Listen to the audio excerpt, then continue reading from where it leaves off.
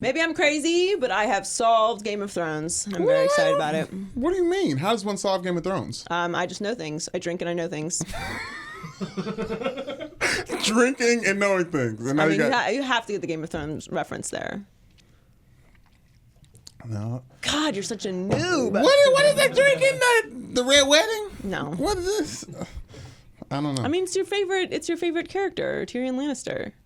What are we drinking? I drink and I know things. It's like a notorious line that he has in the show. All right.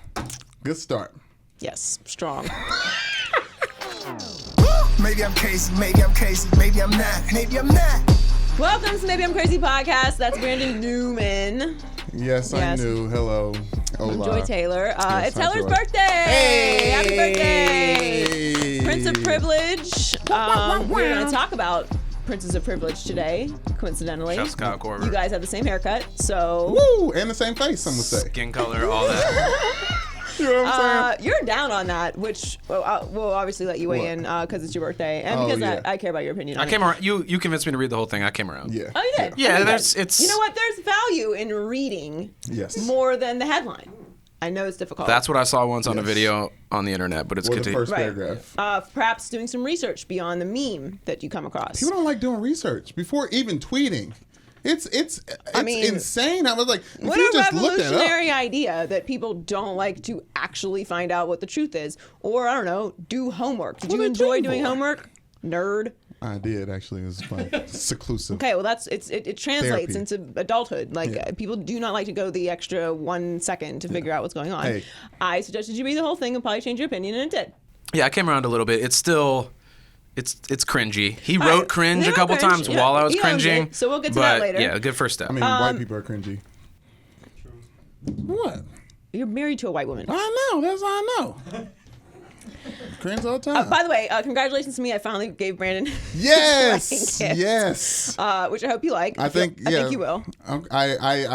Joy usually makes people open gifts in front of people, in front of her, but we're gonna. Well, I usually I had you guys Usually. open the Christmas gifts together And it was so that we could share in the moment. It was a right now thing. Right. I'm And not gonna make you you know what I open mean? your wedding gift in front of me. Yeah, I know. Michelle's not here, so. Right. Exactly. That's mainly Joint. the reason why. I learned now. Group togetherness. Also, happy almost birthday, or if you're watching right now and it's Yes. tomorrow, happy birthday to Michelle. Happy birthday, wifey! Happy birthday! We're trying to go. We might do something. She likes experiences more than gifts, so we gotta do something. Maybe, What are you gonna do? Maybe go to Phoenix this weekend.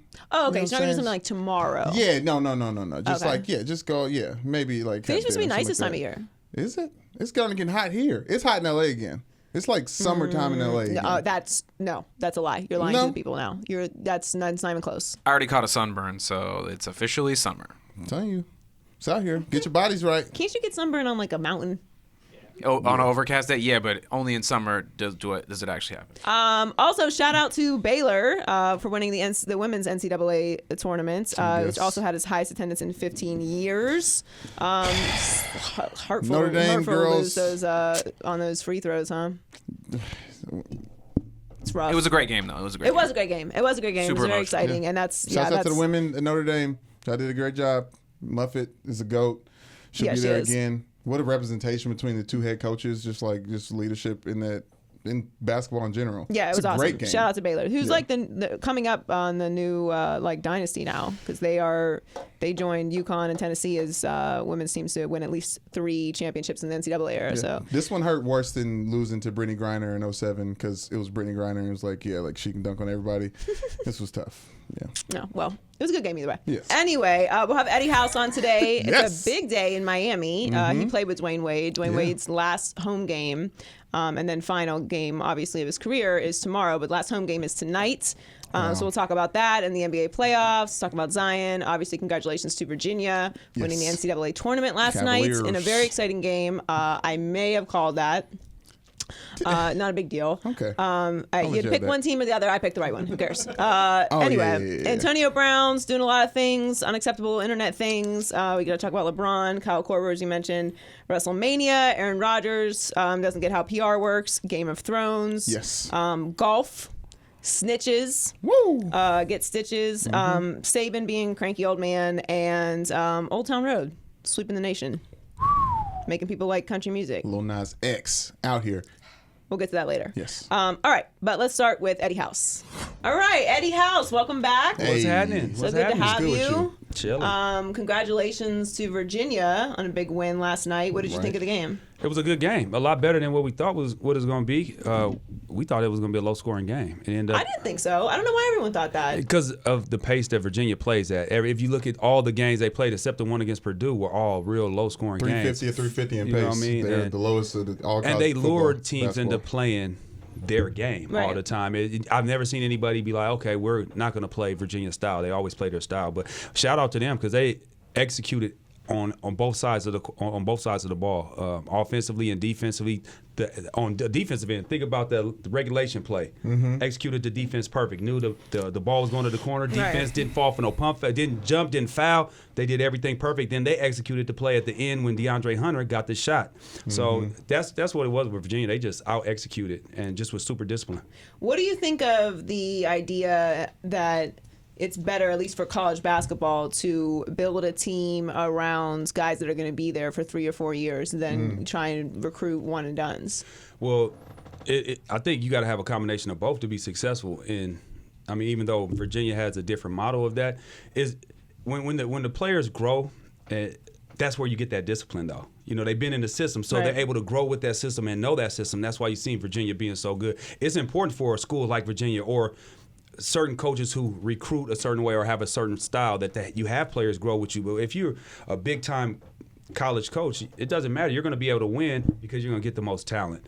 And for the most part, the reason why they don't win national championships is because they just haven't been tested in those moments together. And then also just learning somebody's philosophy and knowing it through and through, it takes some time. And these guys are only with the coach for like maybe 6-7 months. Right. So it's hard for them to really go out and implement everything or execute everything that the coach is implementing. What did you think of Zion in the tournament, just in Duke in general? Because obviously they were, the biggest draw to the tournament, and everyone's watching Zion, and then kind of had an early exit for what their expectations were, of course. But what did you think of him in the tournament?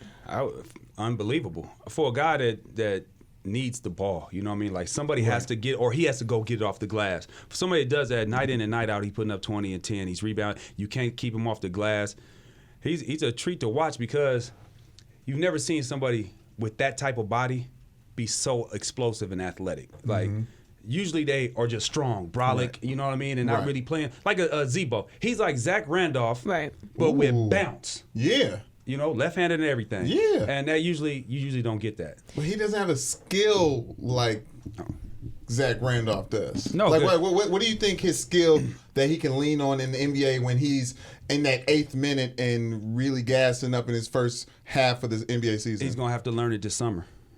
I think Doesn't right have now it he's yet. been able to get away with just being super athletic, just being more talented, more athletic, bigger than everybody, stronger. Now you're going to meet some guys that are just as strong, that are just as fast, just as athletic, just as quick. So it's going to come down to what work he's going to put in this summer, and he's going to have a couple go-to moves. He doesn't have anything. He has one move, and that's go to the basket and spin. Go to the basket and spin. Go to the basket. Everybody's going to be on that. He's going to get charges. He almost had a charge in the UCF game because they were right on top of that play. And, you don't want to make that call at the end of the game. Right.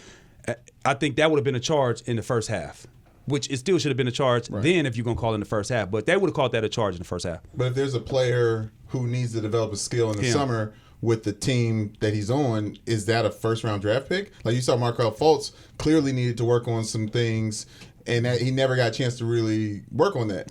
Well, I'll tell you, with Markelle Fultz, him being the number one pick, and I'm not shooting a shot at him, but you got to admit, he was just 3 years removed from not even playing on varsity. He didn't play varsity till his junior year. So he played 2 years of varsity basketball, then 1 year of college basketball, and really didn't play that year because he was hurt and was the number one pick. To me, that's a mistake because he doesn't have a body of work where you could be like, okay, I could draw. And he was just on JV 4 years ago. I mean, come on. Yeah. Now you're the number one pick, yeah. and you're not 7 feet tall. It doesn't make sense.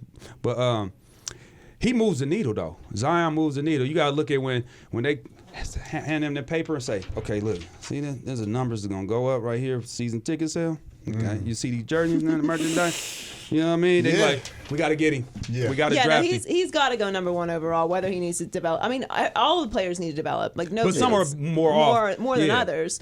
But he has that X factor that you can't you can't develop. Like exactly. Like he pops off the screen, and I don't think it's just because like, you can argue like, all right, he's playing around other college kids, so his man body is going to pop off the screen no matter what. But Ja Morant is not some imposing figure, and he is electric. Plays like it, yeah. Well, with Ja Morant, and a perfect place for him to go, I think, would be Phoenix, because they need a point guard. They got Devin Booker, right? Yeah. Killer. They got DeAndre Ayton, double-double this year. Mm-hmm. They need a facilitator, and that's what Ja Morant is. That's what made him so special. That was crazy for me this year watching him, because I didn't get a chance to watch him until the tournament. Right. And that first game, he got everybody. You never see the guy who's the man. Right, the man could go out and get 30 every single night. Be like, no, I'd rather get 15 assists, and then I'll get 15 points, or I'll go get 20 if I need to. And that's what he is. He's a pass-first guy, so he's going to translate to the league. He's going to come in right away and be ready. Yeah, he kind of reminds me of. I hate putting who you remind me of, but like I'll say a smaller version of Penny Hardaway, who is a facilitator, but then super athletic, because he'll finish at the rim, on you at the rim, and he can finish with either hand. He needs to develop his jump shot a little bit more, but his athleticism offensively and his skill set is tailor-made for the league. Kind of like how Trae Young came in and he didn't miss a beat, because what he did best is facilitate. Right. The points going to come. Once you start passing and getting guys open, more gaps, more lanes open up for yourself. Yeah, you can tell he's very cerebral. He reminds me of Baron Davis at UCLA. Oh, yeah. Yeah, that's a good one, too. Yeah. Because a lot of people were comparing him to Westbrook, but I think that he doesn't. Westbrook is more of like a power imposing player, and he wasn't a traditional point guard either. He got drafted as an athlete. Right, exactly. And that Ja Morant is different in that regard. So two of your teammates were involved in an internet scuffle. Not that they, well, one of your teammates was, old teammates. The other one did not, because he's still playing. But I think you know what I'm talking about. Paul Pierce decided to say something egregious on television. And he did not get a lot of people to agree with him. But you've played with both Paul Pierce and Dwayne Wade, and Paul feels, inexplicably, in my opinion, that his career is better than Dwayne Wade's. What do you think? What else Paul's supposed to say? D-Wade had a better career than me. Yeah, he won those 3 champs. I only won one. He better be. No. Look. Quarterback speak? Can I quarterback speak for a second? Real quick. What's quarterback speak? What? What you supposed to say? I'm Paul. All right, I need to start straight. Yeah. At the Blazer on. This is what he's supposed to say? Yes. Okay. Ask me a question. I forget how I was asked. Who had a better career between yourself and Dwayne Wade? I think I gave the game all that I had to give. I think Wade is an incredible all-time player. We're both all-time players. It's kind of unfair to compare both of our legacies. But, I feel like I had the career that I wanted, and I have a lot of respect for Wade and everything he's accomplished. Okay, that's good. Chauncey, what do you think? That was nice. Yeah, that was nice. Yeah, so what does he have to say? What do you want to... Now, I push back. Paul said what he said. That's Paul, though. See, if he would have said that wouldn't have been P. We'd been like, he fake up there. That ain't even Paul. But what do you think? What do I think about them two? Yes. I think they're two. It's like, okay, what kind of ice cream do you like? Cookies and cream or Rocky Road? They're both good. What mood am I in for? Okay, keep in mind this, and this is what I didn't like. What am I in the mood for? No, keep in mind this. This is what I didn't like about Paul Pierce's quote. At the end of it, he said, "Who did I play with? Who?" Yeah, you can't, huh? Well, at the beginning of his career. That's a shot at you. And that's why. No, it ain't, because we won a championship. He wasn't talking about that year. Minus that year, he talking about. Minus that year. But that's what I'm saying. Like, you can't be like, you looking at the roster between Dwayne Wade and Paul Pierce. You can't line those up and say, I had worse players. He's just saying that he didn't play with a Shaq, but he played with KG. But none of them were like in their prime at that time. That's all he was alluding to. But what else he's supposed to say, man? He's a first ballot Hall of Famer. D-Wade, a first ballot Hall of Famer. True. I want the ball in, even as clutch as D-Wade is, but I tell you what, if the game is on the line, Paul Pierce is getting that basketball. If I need a defensive stop on a guard, D-Wade is getting that defensive assignment. Yeah. So they're both good. Like I said, you like cookies and cream, and I like cookies and cream and Rocky Road. Well, what do I feel like having today? What's my flavor? That's how I look at it. Yeah, arguing can't go wrong with either. Arguing who better score, I think that debate's more fair. That versus is like overall career. That better score. That will be a tough one right there. Paul Pierce made some tough shots. He did, so but D-Wade led the league in scoring. Finals MVP. Which teammate you defending right now? I said both of them. Okay. Yeah, it kind of sounds like you're leaning a little Wade. All right, so Wade it's actually his last home game tonight in Miami. It's going to be an emotional night for Heat fans. I don't know if you saw the Budweiser clip. No, I didn't see it. I was seeing y'all. Yeah, Colin was crying. He really cried. You know, he was really cried crying. like 3 times. He cried 3 times. Yeah, it was crazy. I thought he was playing. Actually, he cried 4 because he was in hair and makeup with me earlier before the show, and he was watching it, and he was like, how are you not crying?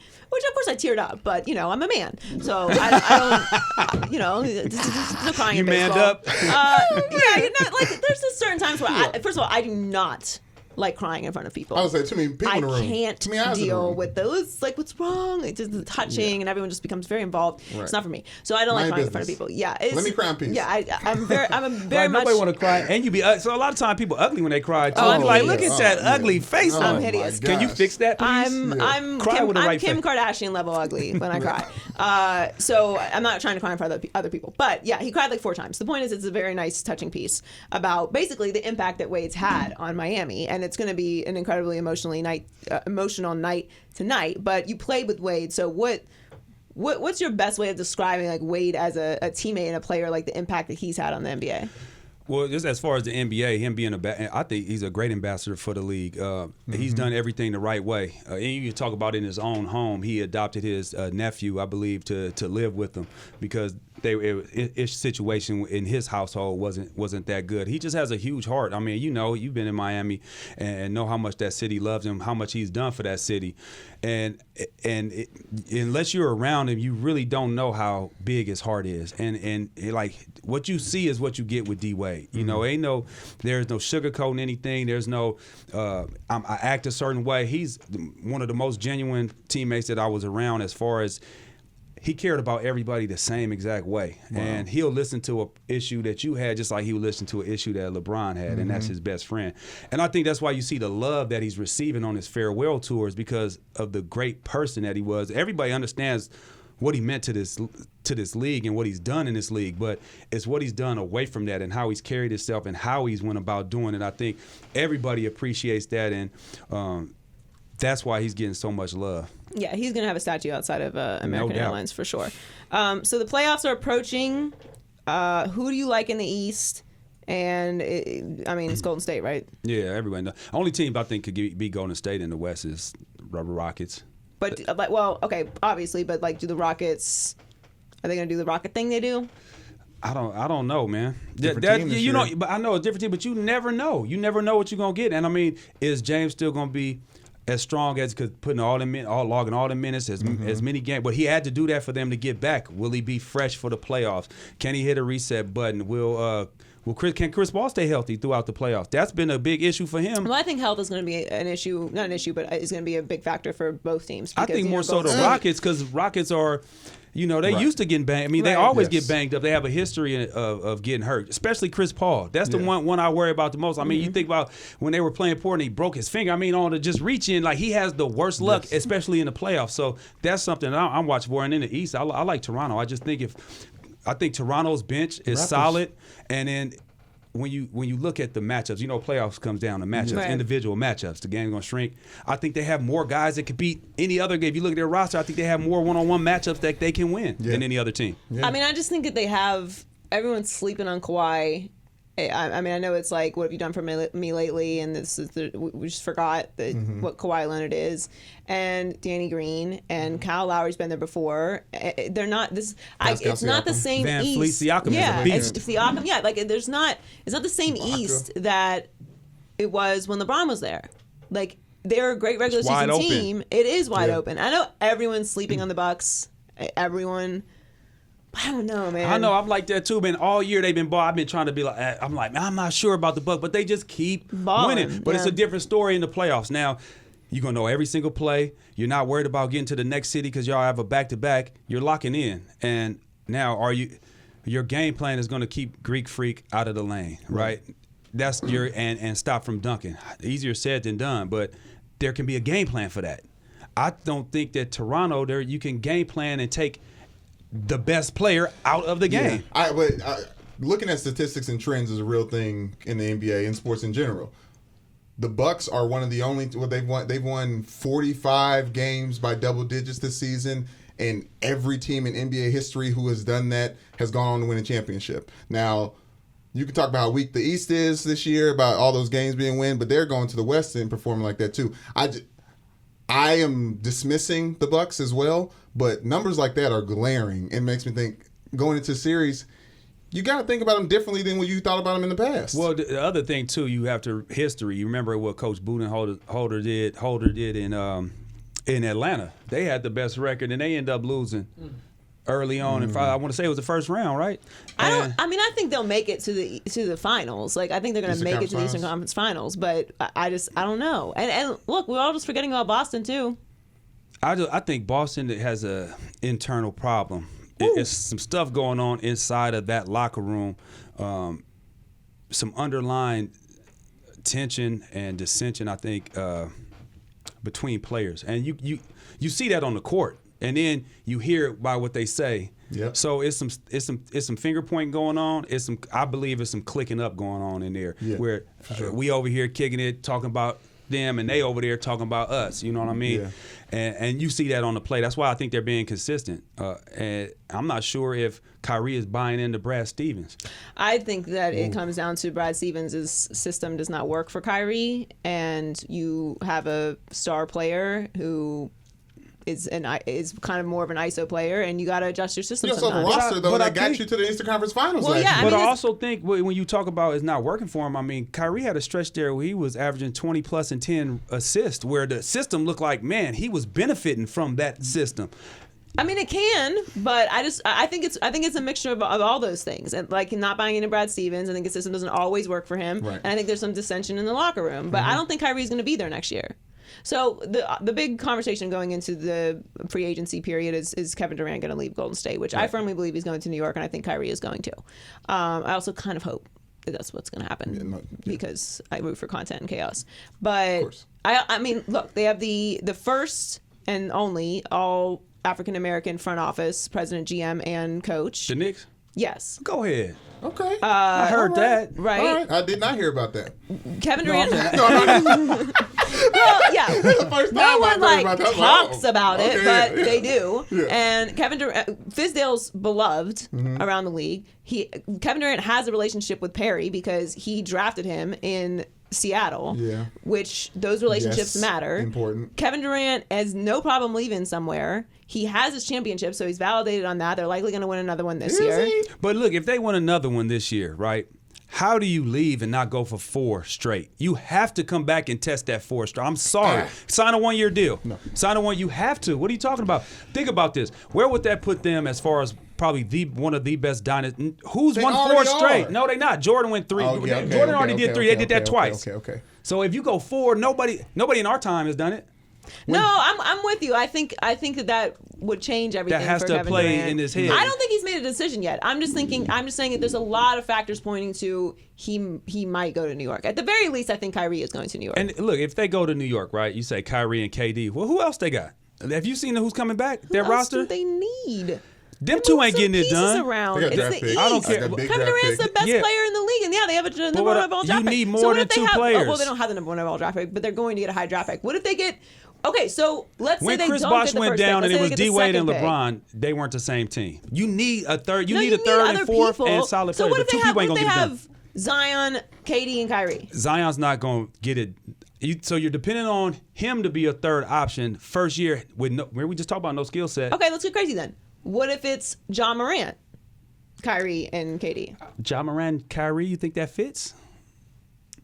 2 ball dominance? I don't think it works.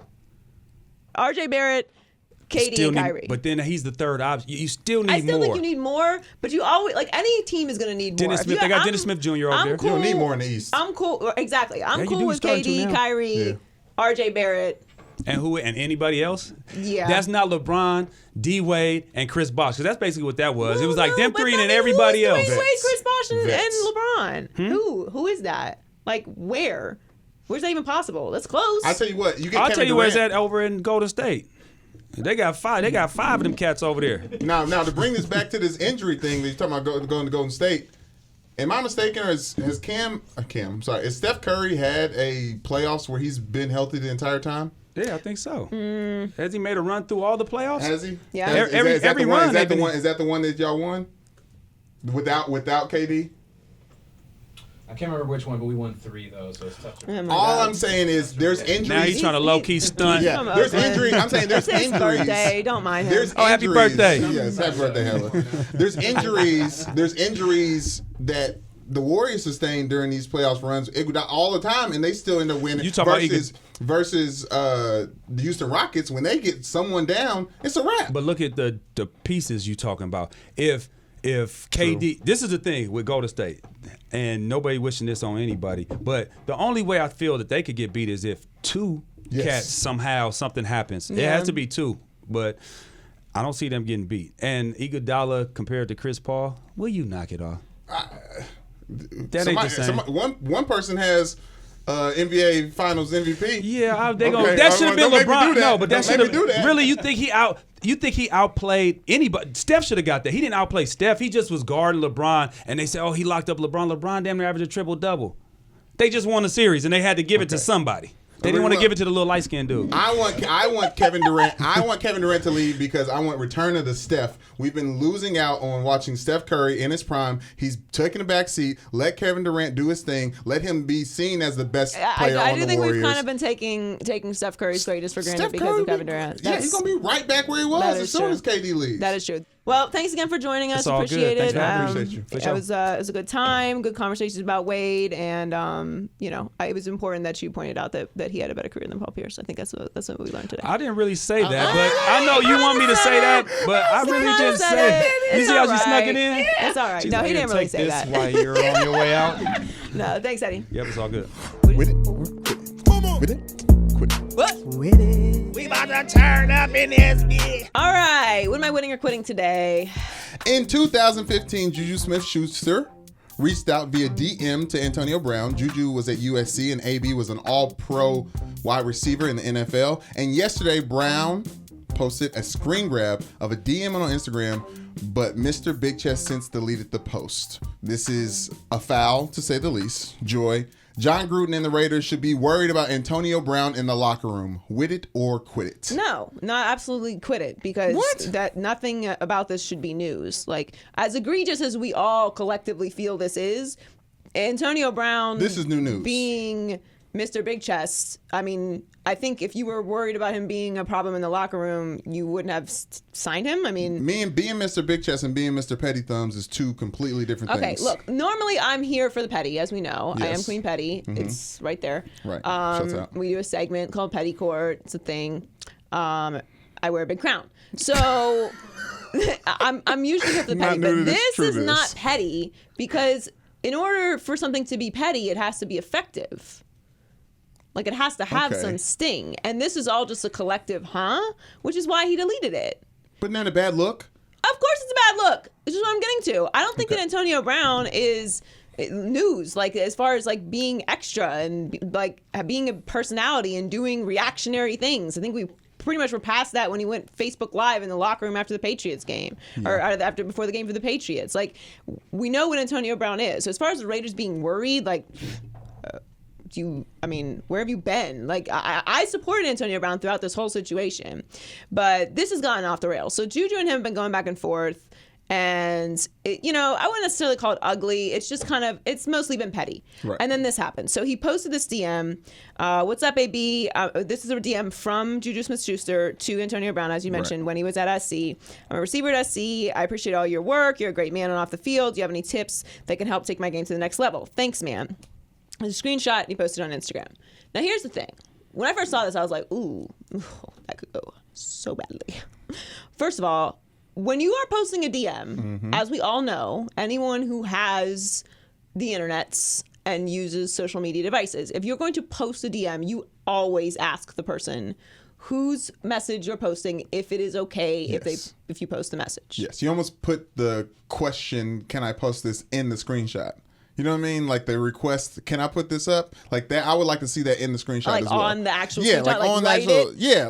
I mean, you take the extra precaution. Like Yeah. even if you're posting a text that someone sent you, like, can I share this? It's not something, because it's a private message. Right. It's not like someone tweets something to you and you retweeted it. Like, had Juju tweeted this to him and he retweeted it, then I'd be like, okay, that's fine. Like, it's still kind of weird. No red flag. But it's not an issue. Like, he looks silly in this regard because there's nothing that he said that is wrong. Like, Juju Smith-Schuster's paying like respects to the greatness that Antonio Brown was at that moment and asking for advice. So it's nothing embarrassing about that. Has anyone not asked for advice from someone that they respect before? Yeah, everyone in this room. So how does this make him look bad? Like, what did Juju say? That he doesn't respect him? Like, that he doesn't think he's good? Like, if Juju was like, I never asked for anything from you, I think you're whack, like, I've never respected you, and then he posts this, okay, understandable. But this just came out of a complete normal back and forth. And he tried to bookend it with this. Like, the copy was hashtag on to the next. It's like, wait a minute, what? Like, on to the what next is this? What? Yeah, what is this? What is this here for? So it's since been deleted, which is wise. But but the whole thing about just posting the DMs is like, people don't remember what they've DM'd people before. Right. You know what I mean? Like, it's just not a good look. You know what I mean? I don't like it. I've been a big supporter of Antonio Brown throughout this whole process. It's time to move on. Everyone needs to go their separate ways. We get it. Things did not end in Pittsburgh well. Understood. Please, literally on to the next. Like, you're with the Raiders now. Stop talking about the Steelers. Stop talking about Juju. Stop talking about Ben. We get it. Things did not end well. We're done here. Like, we are finished. Yeah, and this is coming from Queen Petty. I was going to put this in Petty Court today, but we had to find a place to talk about Game of Thrones, so I put it here. Okay, so the thing about it is we're done. Like, Petty Court official, this is ended. I am the Queen of Petty. I have deemed it done. We're done with this. We're collectively canceling the rest of this beef. I mean, I'm closer to canceling AB than anything else, but no, I think he's going to have a huge year in fantasy and make a lot of people happy. I don't know if he cares about playing football, but we'll move on. Okay. Where joy was right. In the last few days, LeBron James has sat down with multiple news stations in Los Angeles explaining what went wrong during the first season with the Lakers. King James said, nobody expected for injuries to happen the way that they did to our franchise this year.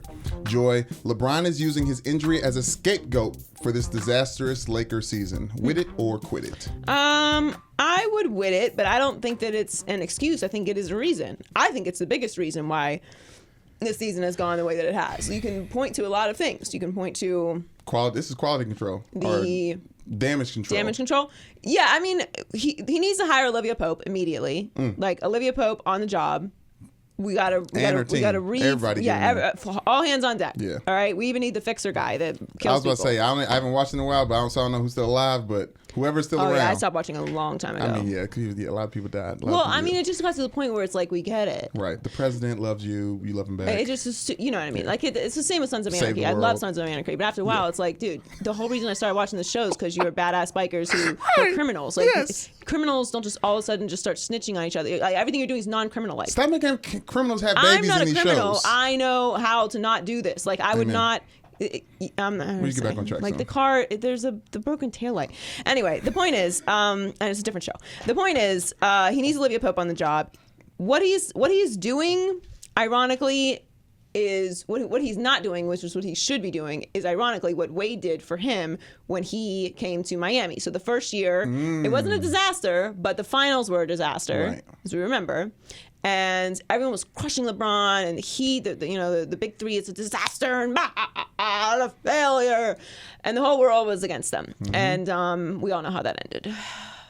I mean, it also ended twice. Before. It did end. How many they predict? How many championships they predict? A lot more than we actually got. But we did get 2 and go to 4 straight finals, which I think by anyone's standard is a success. Yeah. So I'd agree. The point is that Wade had to take a back seat to LeBron. And looking at it now, it's like, well, yeah, of course. I mean, it's LeBron James. Of course you take a back seat to LeBron. That was Wade's team. Right. He already had a championship. He was in his prime, or LeBron wouldn't have come in the first place. Because everyone wants to talk about his creaky knees. Like, so LeBron's signing up for an aging superstar. Like, no. Wade was in his prime. Bosh was in his prime. LeBron was in his prime.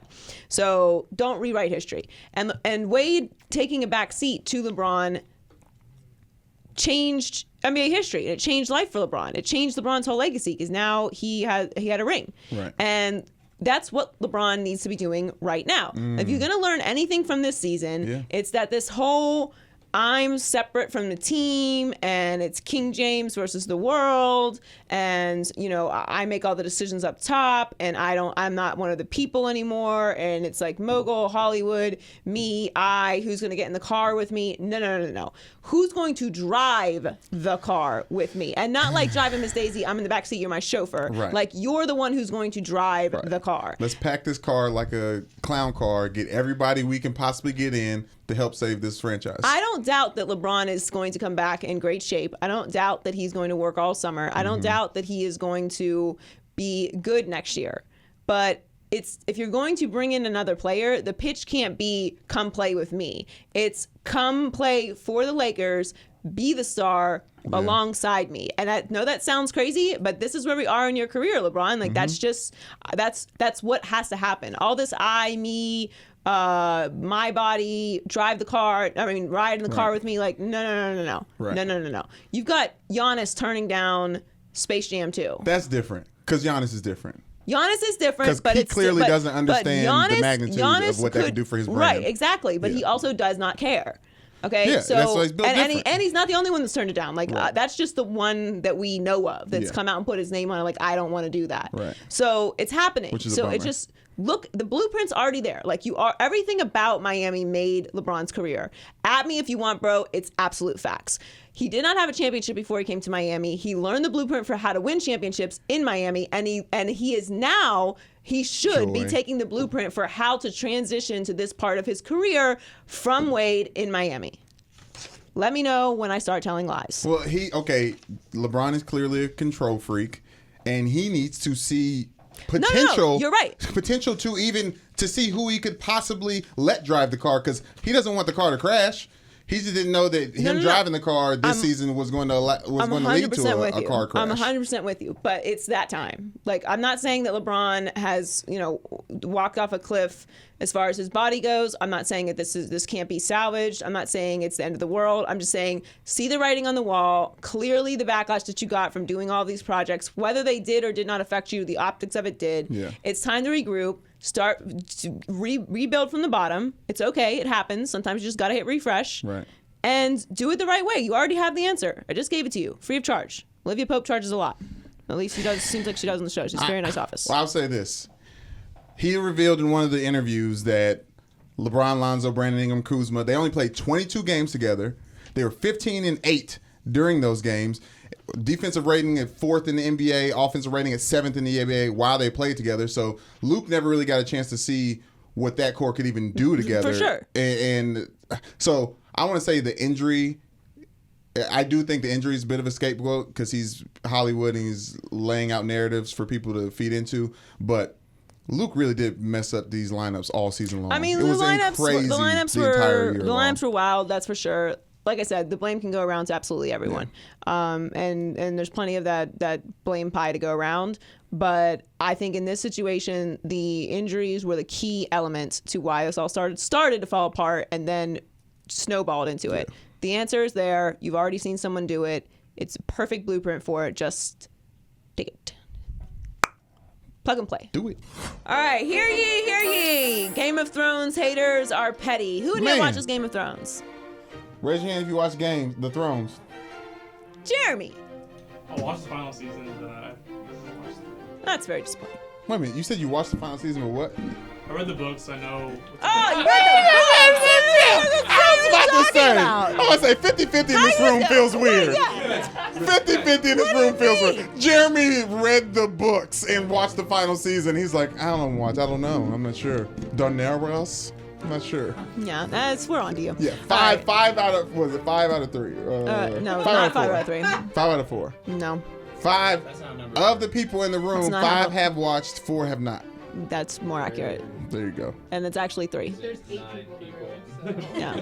Stop. Yeah, you're confusing everyone. The point is, if you don't watch Game of Thrones, it's not half and half. He's read the book. It's 60-40. Which actually counts for more than watching the show. Read the books. That means you have to read. So ink on his fingers and right. all that. It's like this big. They're like encyclopedias. They are big. It's like reading the dictionary. Yeah. So Anyway, which is respectable. Good for you. Yeah. Anyway, Game of Thrones season 8 premieres this Sunday. It's a very big deal. People are throwing parties. Shout out to my niece Mariah. She's throwing a party, a Game of Thrones party. She's a huge fan. I had a friend post on Twitter. I retweeted her. She has a full Game of Thrones menu, such as red wedding cupcakes. Ooh, Okay, Mother of Dragon wings. She ordered the dragon eggs for her decorations, like as candles. It's like a whole thing. People are very into Game of Thrones, and if someone calls you a nerd for that, there's nothing else you can do but just feel sorry for them because they are not a part of this experience. Right. Quick anecdote. I was taking an Uber this weekend, had a friend. Don't you know when the Uber driver like waits for you? Like somebody's in the car and everybody else is waiting, it's real uncomfortable. Michelle's in the ride with Uber driver. It was an older black lady. Me and my boy got in. We were kind of rambunctious. Later on, we started hearing about Game of Thrones. I told my buddy that Michelle doesn't watch Game of Thrones, and then the Uber driver just jumped in, all over it. All I said was, I think it's only 6 episodes, and she's like, yeah, but they're gonna be 120 minutes each episode at 2 hours, and just went. It brings people together. Everyone watches Game of Thrones, all right, except for the people who don't watch Game of Thrones, which I don't understand. So I get it. It's a very complicated show, and there's lots of weird names, and I just wish people would stop saying like time period piece because I don't remember the time when there was a 3-eyed raven and dragons. I do remember Dragon Time. And no, you don't remember Dragon Time. Okay. Dragons, it's not a thing. I hate Rammer time. I can't. I got the hat on, so I'm not doing it. Anyway, Rams up. Anyway, the point is, Game of Thrones, very serious thing, and I'm very excited. There's odds. Yes. I don't usually gamble, but I am going to give Ashley some money to put because she's a gambler. Yes. She's good at it too. Yeah, she's good at it. I'm gonna put some money on my pick to win the Game of Thrones, win the Iron Throne.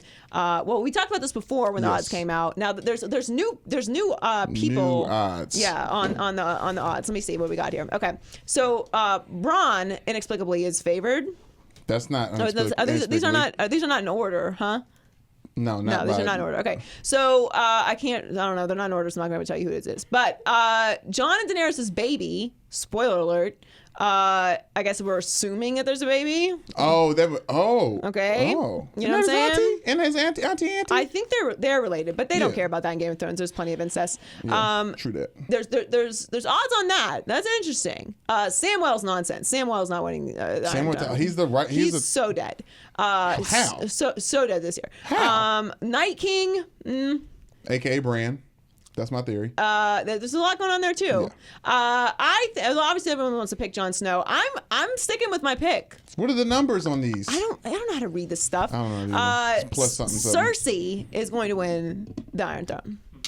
Yes. She has. Mr. I don't watch the show. She has the top eye. Jeremy, Mr. I don't watch the show has something to say now. Jamie Lannister. Oh. Yeah, Jamie Lannister's odds too.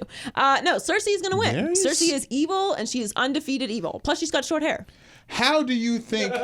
Okay, I don't even. How do you think the Night King does not win? Like, remind me of that. Because look, here's the thing. I know Game of Thrones is because he got an ice dragon Game now. of Spoiler Thrones, alert. Yeah, he does have an ice dragon, but Daenerys has 2 dragons. So 2 versus 1, winner is 2.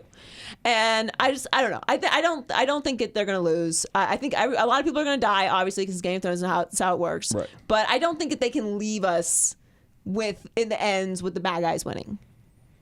Who are the bad guys? What do you mean? The White Walkers. Cersei is the bad guy. No, we're on the same team. She's gonna turn babyface. They're breathing. I'm telling They're you.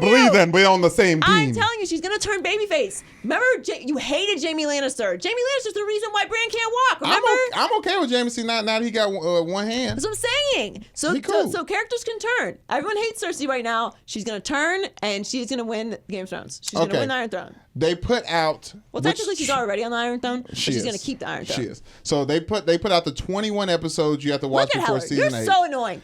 Can we just have our moment? Okay, can we just nerd out for 5 seconds? Sounds nuts. No, we don't. Absolutely. No, we don't.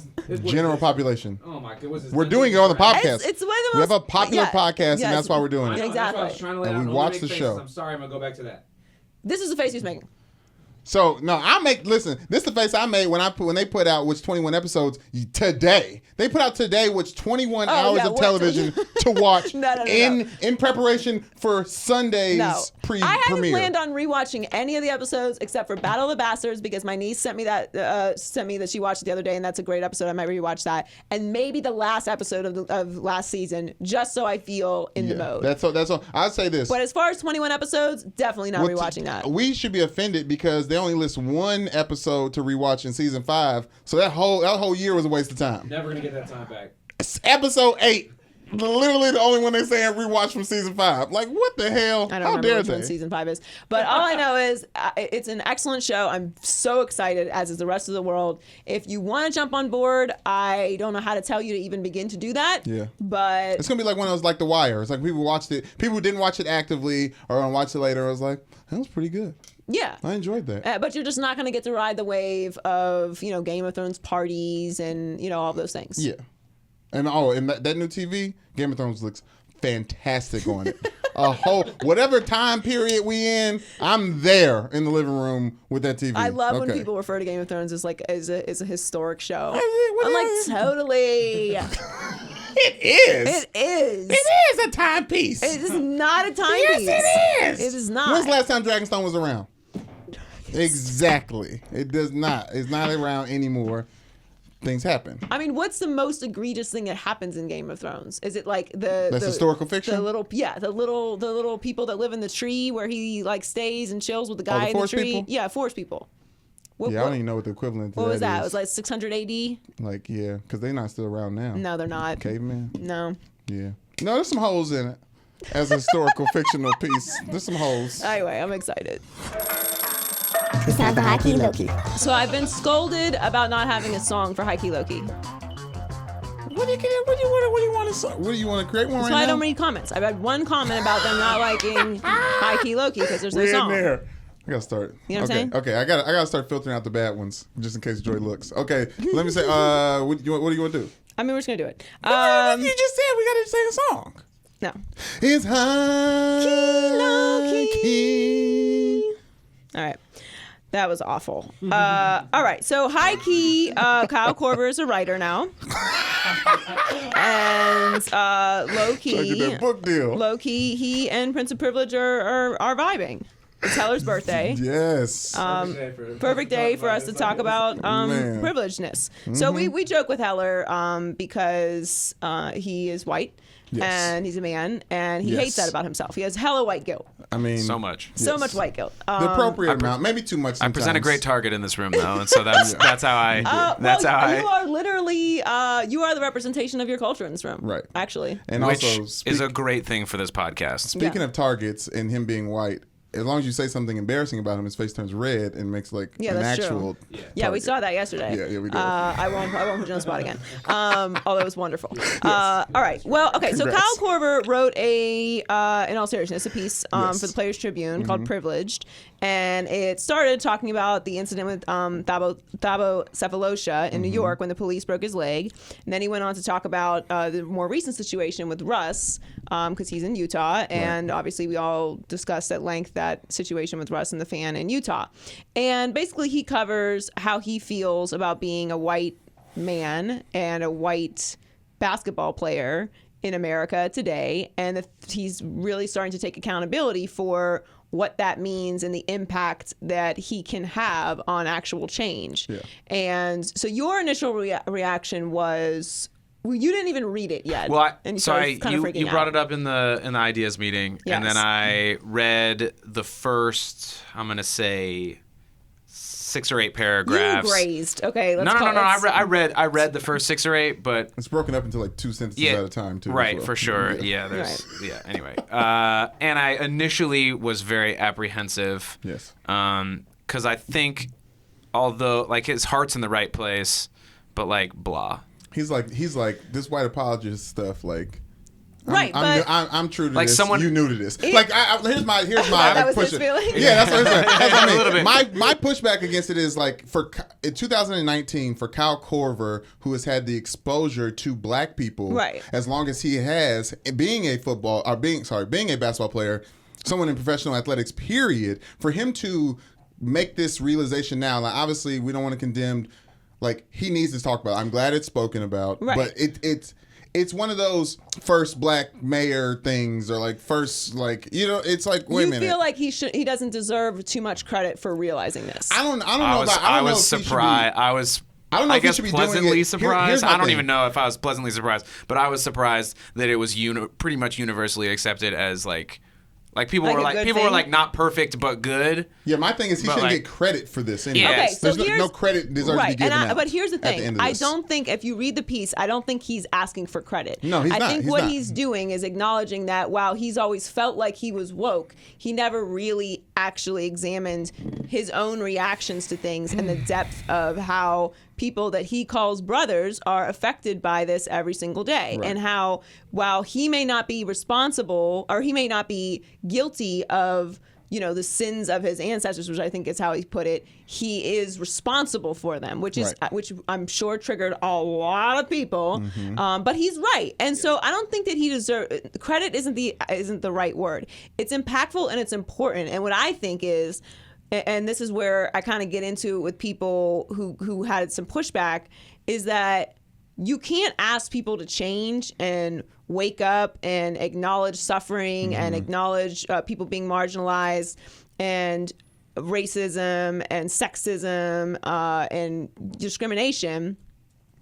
You can't want people to do that, and then when they do it, be like, what took you so long? Right. You know, we know it took you a long time. It's taking everyone a really long time. We're there, okay? It's 2019. We're still having this conversation. It's taken everyone a really long time. Right. But so it's not that you deserve credit, but it's like, great. Thank you for saying that. You don't need a parade. Right. You know what I mean? You don't have to make a big deal about it, which I don't think he's asking at all. All he's saying is that he has a responsibility, and as a whole, other white men need to have a responsibility to not ignore what's happened. And that's what a lot of people really feel marginalized. It's like no one's asking for special treatment. We're asking for equal treatment, and asking for you to just the bare minimum start for any type of change. Right. Like, what do they say? Like, if you want to, the first step is admitting you have a problem. Right. Like, stop denying that there's a problem, Yes. because that's what infuriates people. It's like you're denying that I even have a problem when you've never experienced 1% of what I'm dealing with. And I think that's what was important about what he wrote. And he articulated that well here, and I guess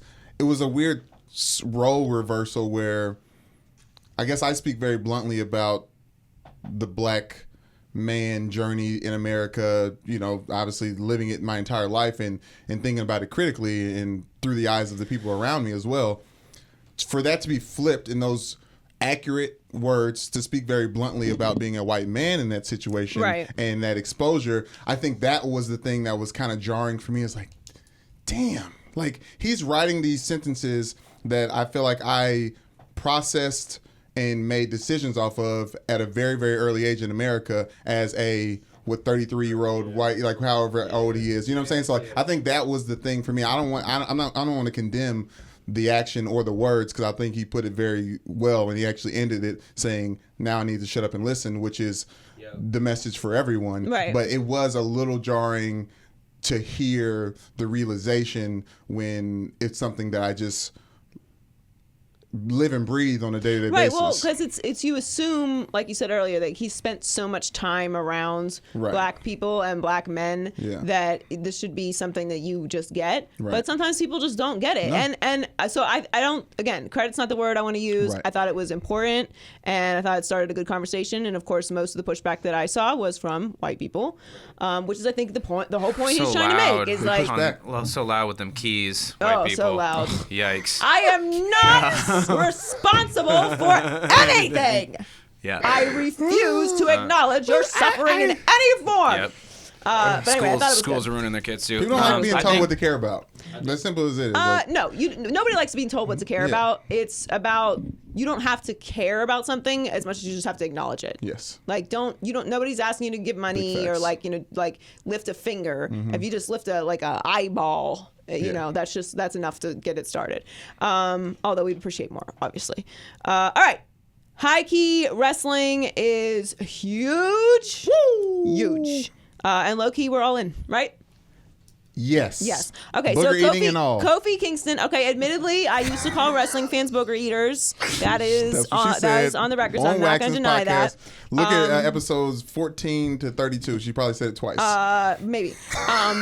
But I used to say that a lot in Miami because my co-host was a huge wrestling fan and it's like takes his sons to wrestling events all the time. Although I've always loved interviewing wrestlers. Sounds like a great because father. He is. Wrestlers are always on, and they are the absolute best interviews you will ever do because that's what they do for a living is perform. So they're awesome interviews, and I'm always down for good content. Yes. But Kofi Kingston won. He was the highlight of WrestleMania. He won the WWE Championship. Second African American to ever do that to The Rock. Becky Lynch beat Ronda Rousey. Okay. I'm good. I'm listening. Continue, please. She beat Ronda Rousey and Charlotte Flair, who Colin Cowherd has a Twitter crush on. Yes. Charlotte Flair, man, what a life that must be to be Ric Flair's daughter and then be like a superstar wrestler too. I mean, okay, let me just say this.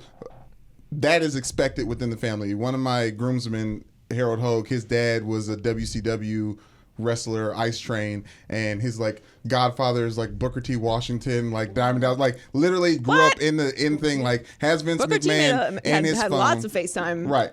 And when he decided not to go into wrestling, it was a huge deal, and they were very upset. Like, Harold, are you not going to go to the front office? Like they want to keep that stuff in family, which is so funny. He grew up around these people. That's crazy. Well, the production is insane.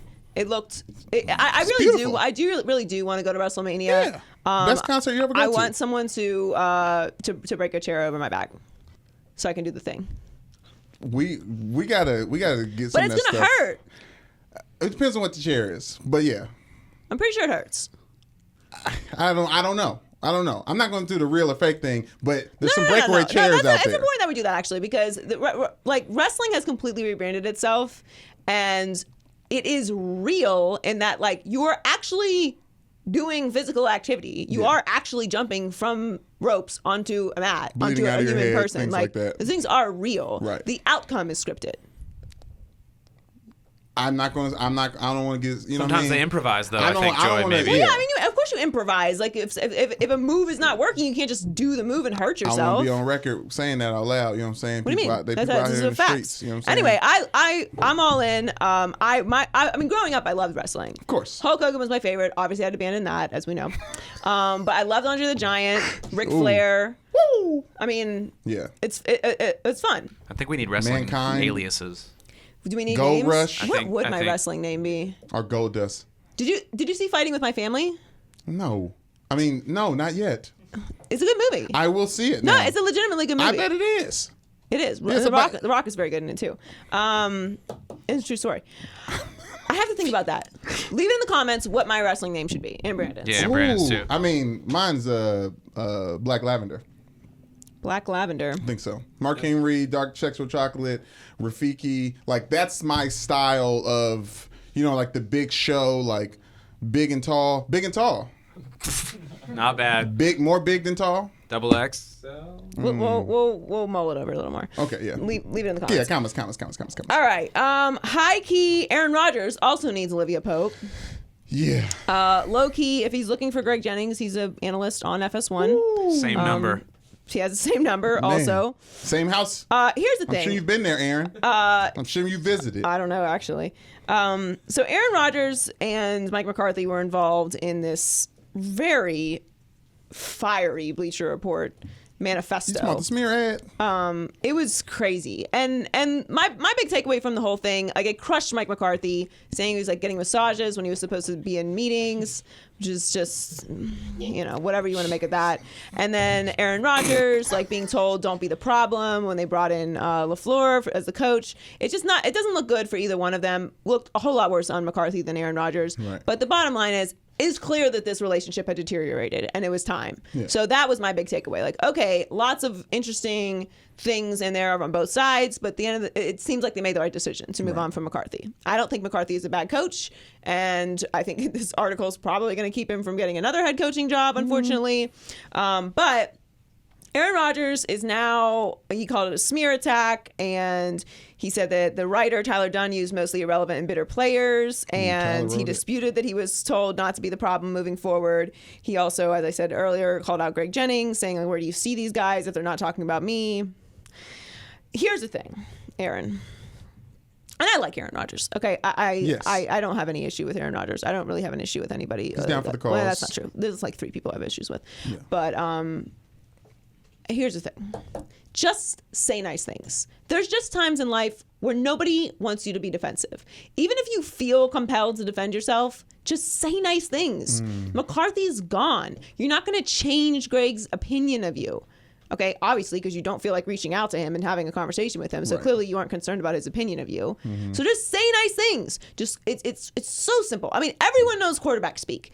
This story goes away as far as Aaron Rodgers is concerned if he just gets up there and goes, look, I didn't do everything the right way. Right. I feel guilty about, some of the things that or interactions I've had with teammates. I certainly never meant to disrespect anyone. Sometimes things happen, personalities clash, whatever the reason. I take full responsibility for anything that anyone feels negatively about me. I feel like I'm a good person. Clearly, I need to get better because, some of the things written in this article, whether they're true or not, that's people's perception of me, and I'm not okay with that. I'm going to try and be a better person, a better quarterback, a better teammate, a better friend, a better brother, whatever, and I take full responsibility for anything that went wrong. Moving forward, I'm just hoping that, fans can see me in a better light and that we have a productive season. I'm looking forward to working with LaFleur and my teammates now, and I wish McCarthy the best, and it just in general, I know I can be better, and I'm going to be better. Joy. It's done. Joy. That's it. I didn't even. There's no notes. Swear. There's one note about that. All right? I just did it. You was freestyling. I need to be a fixer. No, I was like, that was pretty good. That was pretty good. But I'm in the wrong business. But Joy, did you not say that quarterback speech is done? It's a wrap. That's the thing of the past. No, I didn't. You know what? Like Baker Mayfield. Like all these if you can upcoming people choose to not do quarterback speak, but quarterback speak is always smart. It's boring, but it's smart, and that's not even quarterback speak. That's just like basic PR. Don't be defensive in a situation where everyone's piling on you. It's not even worth disputing. Who cares? Yeah. McCarthy is clearly the one who looks worse. So what? You look like a diva? Ooh. Yeah. You're the starting quarterback for the Green Bay Packers. Right. You're Aaron Rodgers. Of course people are going to say you're a diva. Right. And guess what? You're not going to win everybody over. Everybody's not going to like you. Right. All right? I'm happy if like 2 people like me. Yeah. All right? It's not, then that wavers. All right? It's really not that big of a deal. Like, just be nice to people and take responsibility for it. Even if you don't believe it, just swallow it. Because in the end, it's going to do such a big favor for you.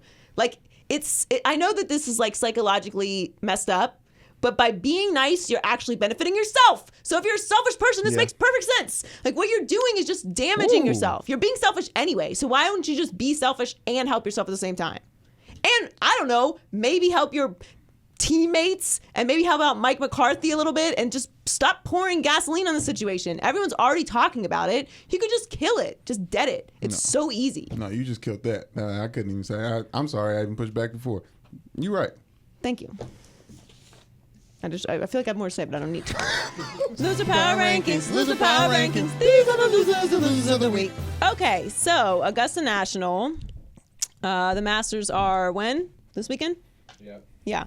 So the yes. women played. Yeah, that was a very soft yes.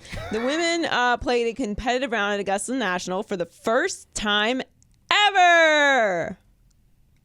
I mean, we should clap, but like. Also, like, how long have women existed? It's in losers.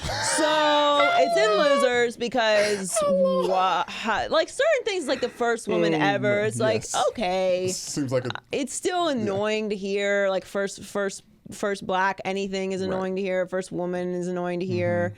But it's. It's still a thing. Obviously, we know that. We talk about the privilege thing all the time. Kyle Korver talked about it today. But the Masters have particularly always been a thing that's sort of just been like,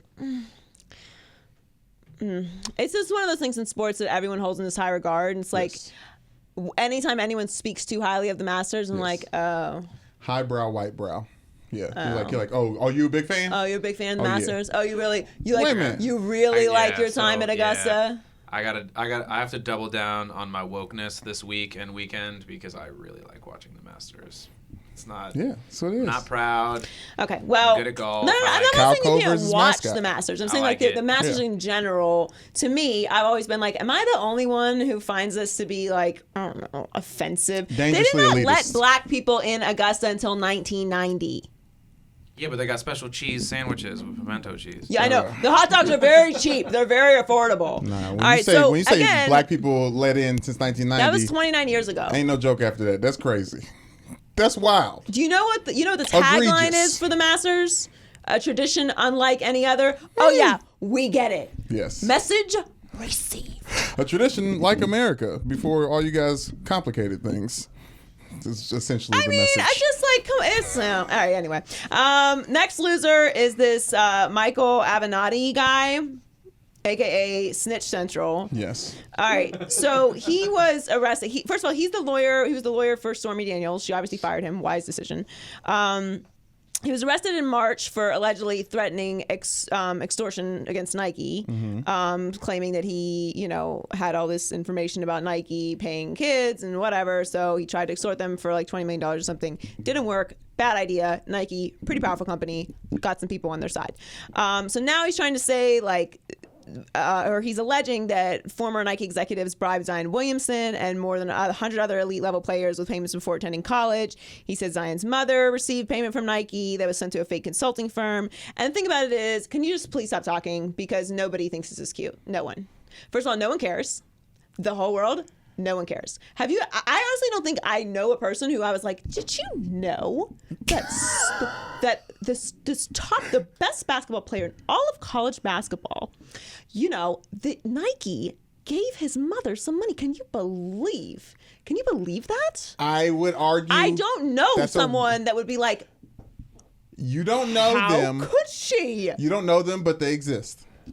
Do they? I think really, so. I don't. I would think I would have a hard time finding them. I think most people would be like, well, yeah, don't those kids play for free and they can't get summer jobs because they took scholarships and then, the NCAA makes billions of dollars off their likeness and ratings and advertising, jersey Katy sales, all those things. Isn't that kind of how that's all set up? Yeah.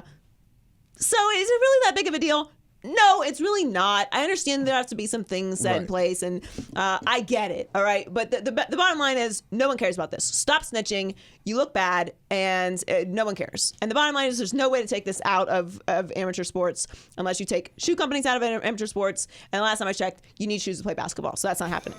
All right, finally, speaking of amateur athletes, so Saban is all in his feelings, all right? Yeah. Nick Saban, king of college football, he's issued a warning, okay, that all but the top ranked players leaving for the NFL draft, the person that loses in that is the player. He referenced Ronnie Harrison, who's an Alabama safety, who was selected in the 3rd round. And he claims that had he not left so early for the NFL, he would have been selected much, much higher and be making much, much more money. Okay. First of all, the 3rd round is a completely respectable round to go in. If your agent is saying you'll probably go in the 3rd round, take your ass to the draft. Yes. What do you mean? Get in the what gym. are you talking about? Yes. It's done with the college, Start right? taking tests, Goodbye. Wonderlic tests. Adios, Yeah. college. It's the what? Since when did the 3rd round become some scrub round? That's your 40 time. Worry about What that. are you talking about here? It's full NFL draft mode. Yeah. Your agent's like, dude, you might go in the 7th. You're probably going to go undrafted. You maybe stick around another year. What if he stays and blows his knee out or his shoulder? What if he just has a bad year and his draft stock goes down? You're not fooling anybody, Nick. What this is really about is the XFL. And he's very concerned because the XFL does not have a age limit, obviously 18. So he's afraid that these players, some of his players, are going to go and play in the XFL and then go on to the NFL and he's going to lose recruits. Wah, freaking wah, bro. Right. Look at college basketball. It's kind of how these things work now, all right? Yeah. Kids are aware that they can make money. Guess what? Everybody doesn't have their mansion paid for by Alabama boosters making $8 million a year in Tuscaloosa. Some of those players do, but I just want to say that. They ain't living like Nick Saban, all right? No. All right, they might be living better than other college football players. They're not living like Nick Saban. No. All right, this is very disingenuous by him. Nobody's buying this, and this is such a it's I'm on to all of you. All right, this whole tactic, like everyone's freaking out about one done. Don't get rid of the one and done rule. college basketball will end. Oh, how many college basketball players do you think there are? All 20,000 college basketball players will declare for the NBA draft. There will be no one to play the sport. How shall I fill out my bracket? Can everyone just relax for 5 seconds, okay? Yes, you're going to have a couple players here and there who probably shouldn't declare for the draft that will. And guess what? The players that come behind them that say, hey, you know what? Maybe I do need another year of college. Or the parents are going to be like, maybe, you know what? Maybe play one more year. You still need to develop a little bit. Or an agent, or a friend, or their coach. But everyone's not just going to freak out and start going to the XFL. I promise you. And everyone's not just going to freak out and declare for the NBA draft right out of high school. Yeah. Everyone just calm down. Yes. Stop. It's really it's very offensive that they think that kids are just mindless and they're just going to just throw away their future. Like all of them are just all of a sudden going to throw away their future. College basketball is going to be fine. Nick Saban, you're going to be fine. You know what you really need to start worrying about? Clemson. That's what you need to be worried about. I was about to say, this sounds like a nice excuse for why he's going to lose the next 4 championships or as long as Tyler Lawrence is there. No, because it's not working with me. And I ain't got to do nothing with no XFL. All right? Just relax. Nobody's going to cry any rivers for you. Yeah. Please. Yeah, I think it's what I get disrespect. I take offense to is they think that there's this many great players, quality players, they're able to play at the next level like that. Well, that's what I'm saying. There's a lot of people like me out there. We out here. You know what I'm saying? Some people just can't stay on their feet. You know what I mean? Like the liability to the other teammates if they out there on the practice field. I'm just saying. What was your guess? How many current college basketball players? 20,000. I said 20,000. It's probably an exaggeration. Well, 4,500. I mean, all like Division II. She may have said 2,000. I said 20,000. She said 20,000. So you said it's 4? 4,500. Yeah, that was a little off. Whatever. Price of our rules will all win. 4,000 to 5,000 players are not declaring for the NBA drafts right out of high school. It's not going to happen. No. Shouts out to LeAngelo. All right. What's in the culture report this week? Today, Lil Nas X officially has the #1 song in the country. Hey! As of today, Old Town Road has climbed to you haters.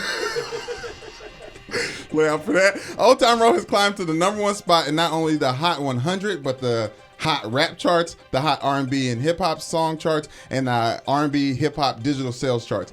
This is important because the song was originally removed from the Hot Country songs list, and Billboard may be walking that back in the future. A rep from Billboard said, Billboard welcomes the excitement created by genre blending tracks such as Lil Nas X's Old Town Road and will continue to monitor how it is in the market and how fans respond. Our initial decision to remove Old Town Road from the Hot Country song charts should be revisited as these factors evolve. I emphasize today because today is actually Lil Nas X's birthday. Hey, he turned 20 today. Prince of privilege. Yes, as a black kid. Lil Nas X. Yes, as a black kid from Louisville, Detroit, I love this song. What do you think about America's favorite country trap hit? I love it. I love it. What's there not to like? There's nothing not to like. I'd rather have a Wrangler big on My conversation Booty about that. is maybe my favorite line of any song ever made. What Cowboy had from Gucci. Yeah, and my life is a move. It's wonderful. It's wonderful. And throwing the GOAT Billy Ray Cyrus on it was just an amazing move. I mean, Breaky Heart. Oh, I mean that mullet. Let's say this. Billy Ray Cyrus is actually just Dad of the Year because Miley, who is always looking for some love from the hip hop community, basically forced him into that studio. Oh yeah, and made him sit down. It looked a little bit like there's a lot going on there. Yeah, I don't know how happy Billy Ray Cyrus looked to be in the picture. No, he was totally into it. He was into the right. He was into it, and the hair is a vast improvement, Billy. Yes. I love all of it. I think it's great. It's been like the theme of the NCAA tournament too, which has been fun, and it's just a fun song. All right, thanks to Eddie House for joining us. Good stuff with him. Yes. And make sure that you follow us on our YouTube. Well, subscribe on YouTube at Maybe I'm Crazy Podcast, Spotify. We are on SoundCloud, Apple Podcasts, and iHeartMedia app. The iHeartMedia app. Yes. Yeah. So in all those places, there's no excuse not to listen. Share with your friends. Leave comments. Give us our wrestling names, or to make suggestions. We will decide. Obviously. Right. And give Heller one too. Ashley too. Oh yeah, Ashley and Ari. Who wants wrestling names? Everybody here wants wrestling names. Everyone wants a wrestling name. Yeah, Jeremy. I think Prince of Privilege works already though. Prince of Privilege does actually work. Yeah, you could just always come out in a suit. Yeah, theme song. Yeah. You need like a suit with like a wooden bow tie. Bells Is really and whistles in it. that's more your Get my American Psycho on. Your speed. Anyway, happy birthday again to Heller. Happy birthday again to Michelle Yes, thank and you so much. Newman Show 99. Check out Friday mornings. Brandon is posting Brandon Newsman. Maybe I'm Crazy updates because we do once a week, so a lot of stories happen, a lot of turnover. So check those out. Yep. If you subscribe on YouTube, you will get those when they post. And follow him at Newman Show 99, Joy Taylor Talks, and follow all of our pages at Maybe I'm Crazy Pod. Catch you next week. Bye. Maybe I'm crazy, maybe I'm crazy, maybe I'm not.